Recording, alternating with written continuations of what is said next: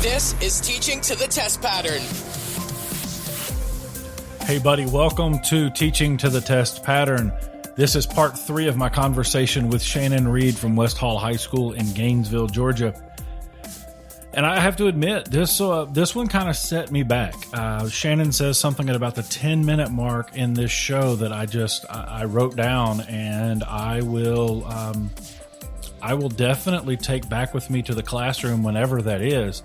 I'll tell you what it is if you missed it on the outro, but you got to listen to the whole thing to get to that point. But in this conversation, we talk about some lessons that Shannon's learned. We've talked about how Shannon knows when his lesson to the students is falling and it needs to be adjusted or thrown out or just a completely different direction. He talks about how, reading body language and understanding what the kids are thinking or what they want, and how that definitely helps him to guide him as he builds his lessons for his students. If you're building a new program, let me tell you where you can find a great guide for equipment and training. AMITRACE.com. That's Amatrace, AMITRACE.com. Go ahead and write that down. If you're starting a new program, if you're building a new building, if you're in a remodel, or you just ran into a huge grant, give those guys a look. They're going to build you a custom package. There are a lot of competitors out there who if they can email you a cold email with a list of things that you need for your program, you probably don't want them. They don't know what your building is. They don't know what your space is. They don't know, your size. If I had gone with what I originally thought that I was going to purchase for my current facility, I would be up an unsanitary waterway with no means of propulsion. And if you get that, love you. I would be awful. It would be a nightmare day in and day out. Unfortunately, I didn't go with Amatrace. Most days of the week I wish I had, but I didn't. So don't make the same mistake I did. Give them a look. Don't take a one-sheeter from a cold email as what you should purchase. It's probably not going to be what you need. AMITRACE.com. Give them a look. And while you're at it, give a listen to this part 3 of my conversation with Shannon Reed from West Hall High School. Teaching to the Test Pattern. I'm sorry, I'm laughing. It's just the light keeps going out. Shannon is sitting here in darkness. Is recording from his office at school, and they have the automatic lights. And every couple of minutes, it goes dark, and it looks like a bad horror movie. You're just lit a little bit. I can see the front of your microphone and pieces of your face, and then you start flopping around. And then and I'm just like, I can wave at the things over to my right. You expect for when the lights come back on, there's one of those little demons off to my back shoulder, like in whatever the movie was. So with those film study things, what does that actually look like? I mean, you're giving a clip, and are you giving them a document or something to look for? Or are you just saying, watch this and we'll discuss it? Or are you front loading it? How are you doing that? It's a watch and discuss. Usually they're based around some sort of theme. Like when we talk about sound, we talk about Foley and things like that. We watch image or clips usually from one of the most recent Oscar-winning sound design movies, and then we'll discuss, here's the methods that they did it. Okay, now let's watch this 2-minute video on these Foley artists doing their work. And the kids are like, oh my goodness, I didn't even know that existed. When we talked about practical effects versus digital effects, we showed Star Wars, the original trilogy, and then we showed Star Wars, the prequels, and, showed the difference in what they look like. So it's really just a discussion. And being an early program, I'm still sort of designing everything and making things into projects and seeing what works and what doesn't. I usually abandon about 50% of the material and then try to rewrite that. So as the classes go on and on, hopefully, they're becoming better and better. But yeah, we just sit around and discuss and kind of, we get to nerd out a little bit. So you've brought this up a couple of times, and I want to go ahead and just and discuss that. You've talked about kind of punting and, having a plan, but then not being afraid to deviate from it. What causes those deviations? What causes you to go, okay, A, this isn't working, or B, I can do this so much better? I don't know. I don't know if it's usually it's, do I feel like I would have enjoyed this? I try to put myself in the students' minds as much as possible.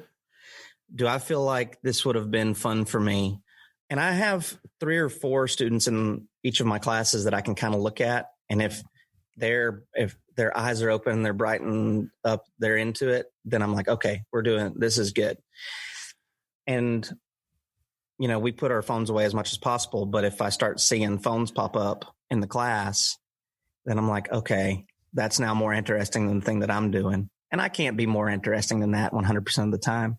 But it's a good test of, okay, obviously this isn't something that, this isn't a priority for you. You've got something that's more stimulating there. How do we remedy that?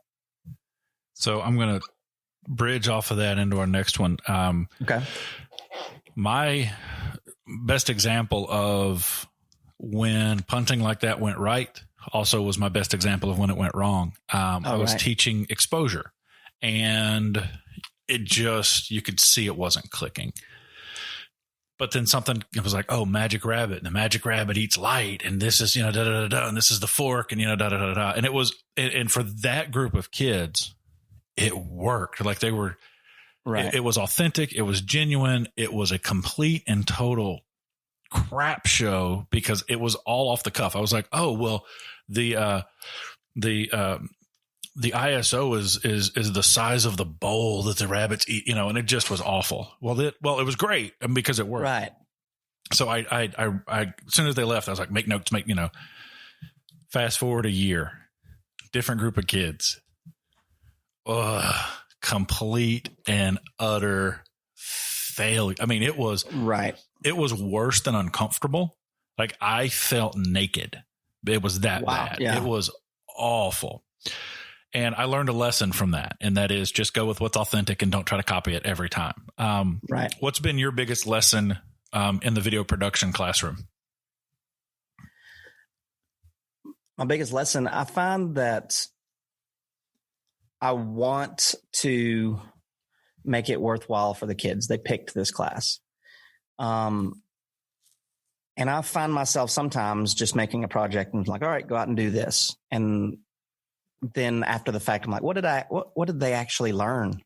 That feels like it was just a go out, point the camera at things and then come back. So the biggest lesson, I guess, is that kind of authenticity that you were talking about, and the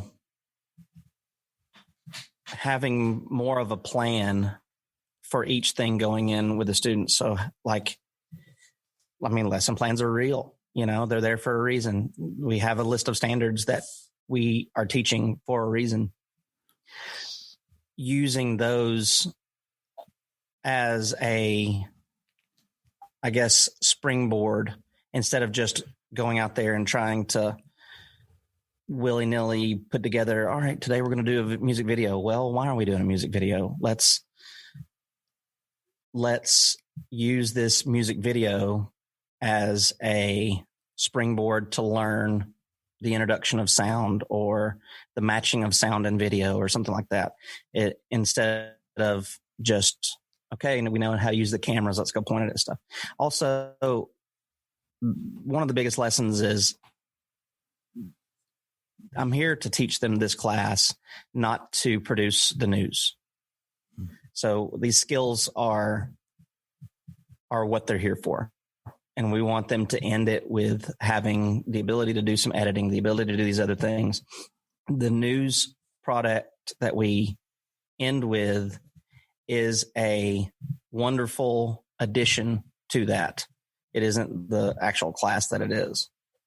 So every now and again, because of that, I have to send an email out in the morning. Hey, sorry, didn't happen today, because we're a daily show. I'm finding out now that we're doing a weekly show that, man, this is way like the content is way better.